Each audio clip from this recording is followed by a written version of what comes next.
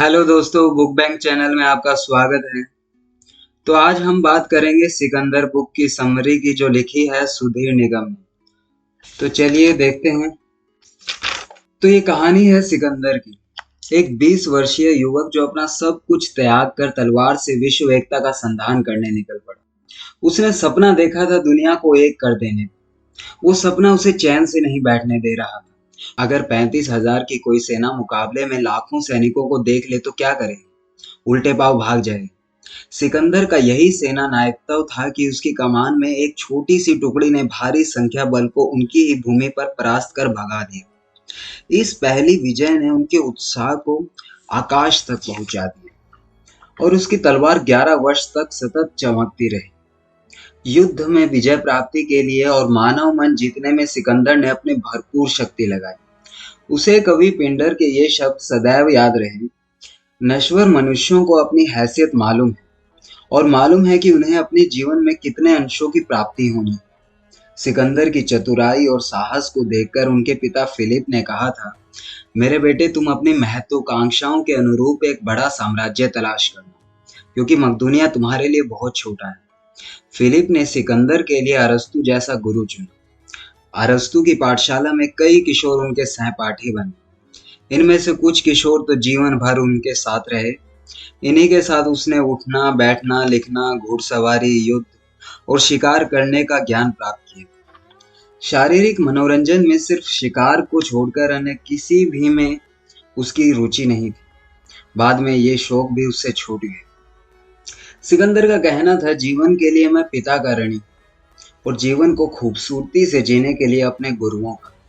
परंतु सिकंदर ने अपनी श्रद्धा को अरस्तु की बुद्धिमत्ता और ज्ञान का दास कभी नहीं होने दिया। इसी बात पर एक बार अरस्तु ने प्रसन्नता से कहा, शाबाश सिकंदर, मैं देख रहा हूं कि तुम्हारे भीतर एक महान सेनापति बनने के अंकुर विद्यमान है, जो सही समय पर प्रस्फुटित होंगे। व्यक्ति की महानता का निर्णय न वो स्वयं करता है और न उसकी मंडली। ये निर्णय सिर्फ इतिहास करता है और वो स्वयं नहीं जान पाता कि वो महान मान लिया गया है। सत्ता संभालते ही सिकंदर ने पिता की पर्शिया पर आक्रमण करने की योजना को और आगे बढ़ाना शुरू किया। एक दफा फिलिप ने नशे में धुत होकर सिकंदर पर झपट पड़ने के लिए आगे बढ़ा और फर्श पर गिर पड़ा। सिकंदर ने फिलिप का अपमान करते हुए लोगों से कहा, वहां देखिए, यूरोप से एशिया जाने की तैयारी कर रहा शख्स एक कुर्सी से दूसरी कुर्सी पार करते ही गिर पड़ा है। सिकंदर जानता था कि इस घटना के दूरगामी परिणाम होंगे।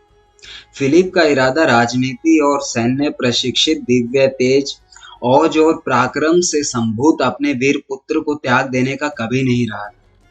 औपचारिक रूप से उसने सिकंदर को त्यागा भी नहीं, फिर भी हठी सिकंदर ग्रह त्याग कर चला गया। फिलिप ने सोचा, उस रात जो कुछ भी हुआ वो नहीं होना चाहिए। कोरिंथ के डिमार्तोस फिलिप के पारिवारिक मित्र थे। फिलिप ने उन्हें बुलवाकर उन्हें व्यथा की। उनकी मध्यस्थता से सिकंदर 6 महीने बाद फिर अपने महल में लौट आया। विषाद को प्रसाद बना लेने का विवेक सिकंदर में था। फिलिप के विरुद्ध हुए युद्ध में थीब्स ने एथेंस का साथ दिया था। फिलिप की मृत्यु का समाचार फैलते ही थीब्स, एथेंस, थेस्ली और थ्रेस ने विद्रोह का झंडा खड़ा कर दिया। समाचार मिलते ही सिकंदर ने त्वरित कार्रवाई की।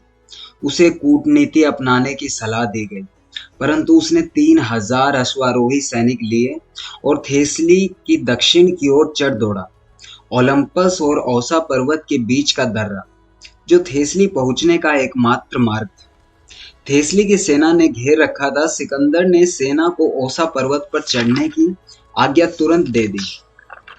दूसरे दिन थेस्ली सेना जब सोकर उठी तो सिकंदर सेना लिए उनके पीछे खड़ा था। युवावस्था के कारण सिकंदर समस्या का त्वरित समाधान चाहता था। अपने पिता की तरह वो धैर्यवान, सावधान और अक्सर कुटिल बन जाने वाला व्यक्ति नहीं था।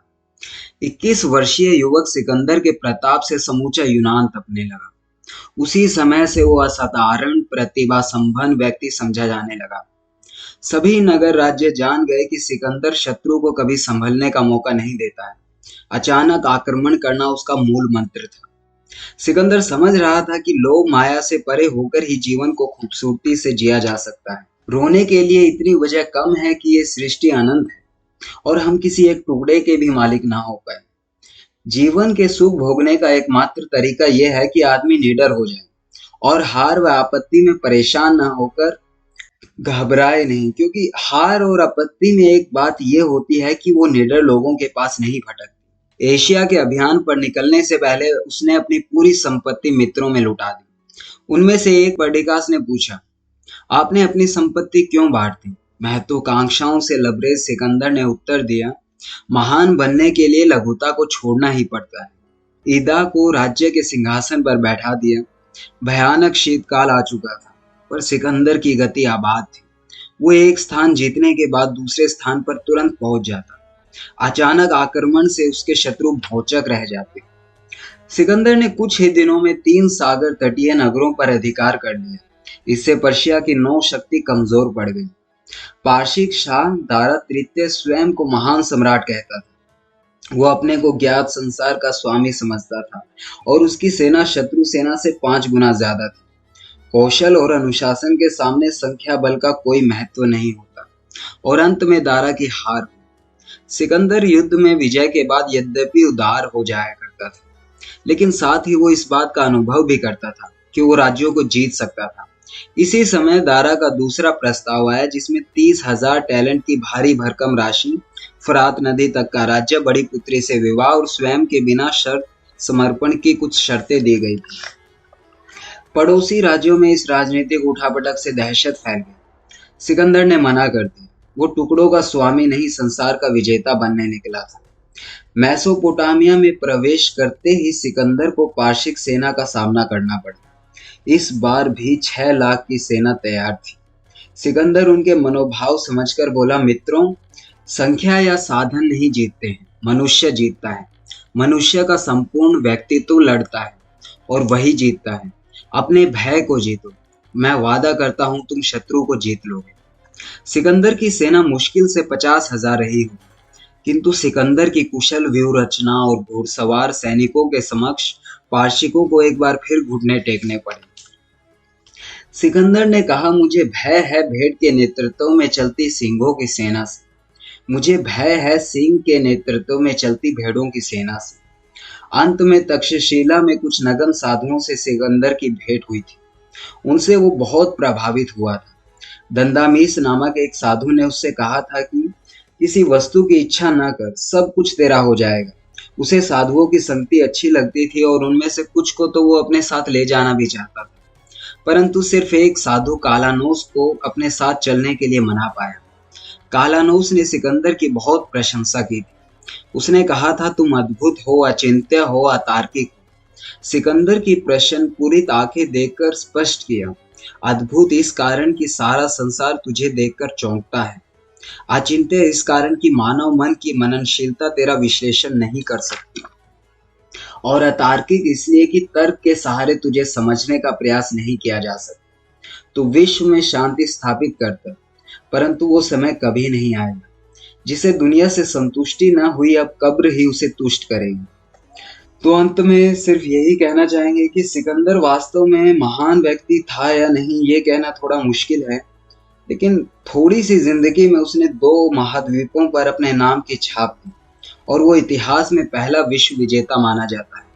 असल में वो चाहे जो कुछ भी रहा हो, पर इतिहास उसके नाम को चमकदार बनाने में सफल रहा है। धन्यवाद।